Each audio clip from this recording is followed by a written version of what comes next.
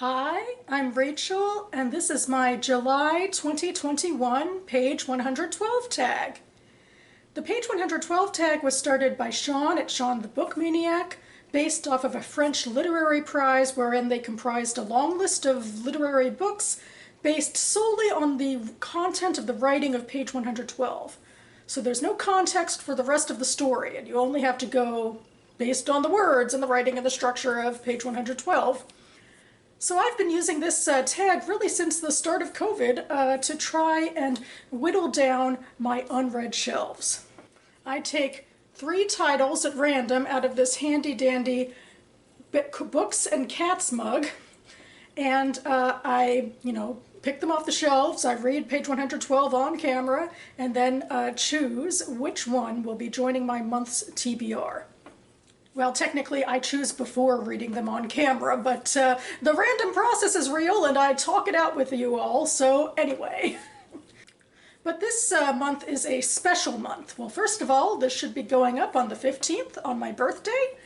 And secondly, every 4 months I do things a little differently with this tag. What I do is I take my 3 runners-up from the past 3 months and then pit them against each other and then choose from those 3 which one will be added to my TBR. It's a little bit of a blessing and a curse in one, because I really do enjoy the process of picking random slips of paper out of this mug every month, so I'm sad to be leaving that behind. But it is also a timely gift for myself with regards to post-production, because now I have all of my clips already assembled and I don't have to do as much, editing and so forth of them once I finish filming here. I'll leave a link to my last page 112 video down below, as I want to do. Also, just FYI, all of the books in contention are purchases or acquisitions I got in 2020 or before, in case that's of interest to you. And speaking of going back in time, let's go do that now.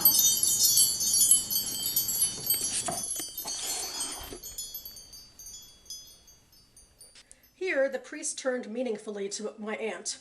"Our discontent should never touch children," he said, and I thought that he, too, must have noticed in Vittoria an unusual distress, while he kept one hand on Ida's head.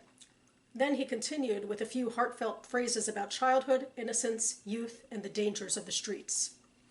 "You don't agree?" he asked my aunt, soothing, and she turned purple, as if he had caught her not listening. "With whom?" "With Roberto." He spoke well, but without thinking of the consequences. One speaks well precisely when one doesn't think of the consequences. Angela, curious, whispered to me, "Who is this Roberto?" I knew nothing about Roberto. I would have liked to say, "I don't know him very well, he's great," or, using Corrado's words, "No, he's a pain in the ass." Instead, I signaled her to be quiet, annoyed as I always was, when my belonging to the world of my aunt was revealed as superficial. Angela was obediently silent, but not Ida, who asked the priest, "What's Roberto like?" Don Giacomo laughed, and he said that Roberto had the beauty and intelligence of those who have faith. "Next time he comes," he promised us, "I'll have you meet him, but now let's go sell. Come on, otherwise the poor will complain." So we passed through a doorway into a kind of courtyard, where, under an L-shaped portico decorated with gilded festoons and multicolored Christmas lights, there were stands crammed with used objects. Margherita, Giuliana, Corrado, Tonino, and others I didn't know were decorating and arranging things and welcoming with ostentatious gaiety the possible buyers for charity, people who, to look at them, appeared only slightly less poor than how I imagined the poor. I gotta say, I guess overall I'm disappointed by this. Part of it, I think, is, just the reality of page 112, and that, we're in the middle of a conversation with a bunch of people we would have known if we read the rest of the book beforehand. It's a very insular conversation. The conversation seems to revolve around one person who isn't even conversing in the conversation, this Roberto figure. The father is having opinions, and he's talking to the main character's aunt, and then there's these other 2 women, Angela and Ida, and Roberto seems to be the theme. I don't know. And then we move on into what seems to be some sort of a Christmas charity event. I might be projecting a bit too much on that. I liked some of the details in that, the physical details, like the gilded festoony stuff and the portico. Although I found these sentences to be chunkier than I remember of Ferrante or of Goldstein's translation in the past. I mean, I could be wrong. It's been a while, I guess, since I've read a Ferrante book, but these did feel a little chunkier to me, just on the writing level.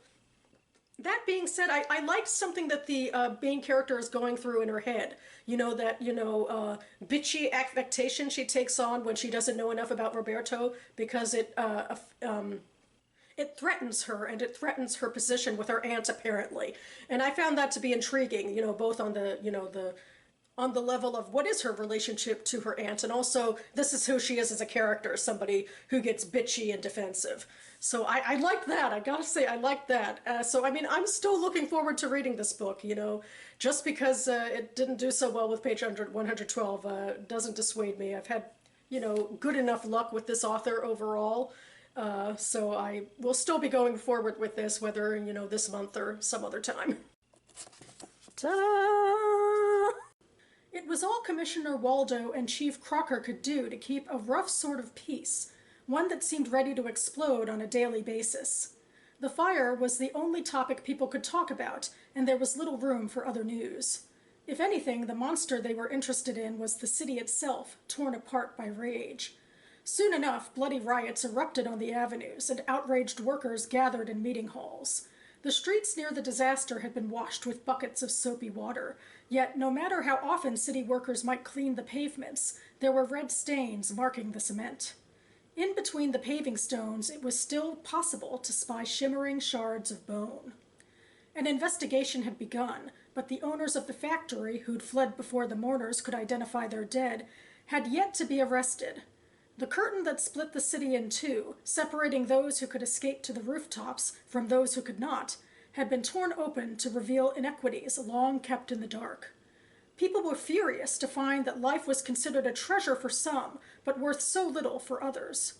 A huge gathering of garment workers was arranged to take place at the Metropolitan Opera House on 34th Street, with hundreds of women taking the stage, insisting on better conditions for the half of the city that worked for the benefit of the other half that could calmly gaze at the damage around them through their windows, safe and protected from the mayhem on the streets and from the despair of those who tailored the clothes they wore.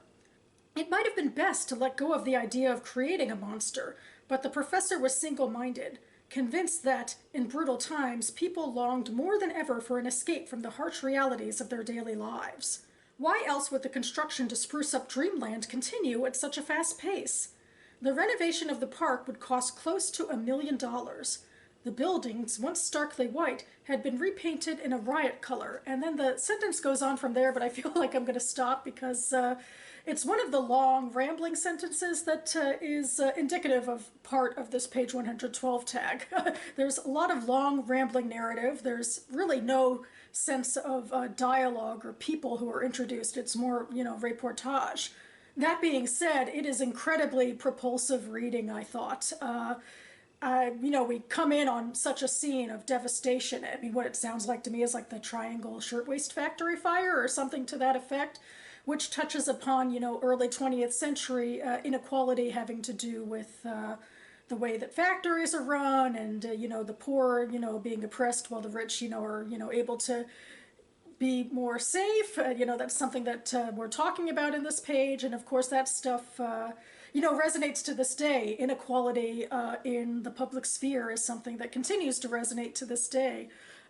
So yeah, I found it very engrossing, but at the same time, I could start thinking about the idea of, I want a person, but then when a person is introduced, this professor talking about a monster, it felt a little bit removed from what was going on. Like, I'm not sure what monster he was talking about.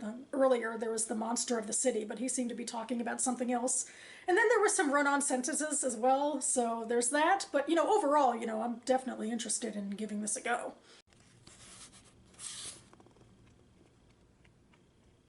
I worry at the ring on my finger, twisting over the middle to expose the Valentine knot. It may not come to battle before the winter, my father is saying, but we must be prepared. The Queen has superior manpower and artillery. That's why Jahan came to Erin, Finn says, still with that edge to his voice, to bring us the Emperor's support. We can't go to war without the black ships from Paladis. We have to wait. Father spreads his hands. Lois Aelvrai won't wait. Jahan had better send money for the ships today. The muscle jumps again in Finn's jaw.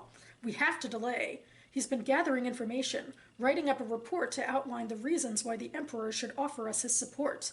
He meant to put it together in one docket as soon as he got back to land, but He trails off. I look around to see the expression on my father's face. It would silence me too. Your Highness. Somehow, my father's deliberate politeness is worse than Finn's barely suppressed anger. I was under the impression that the Emperor had already committed to our cause, that he had already agreed to send the black ships.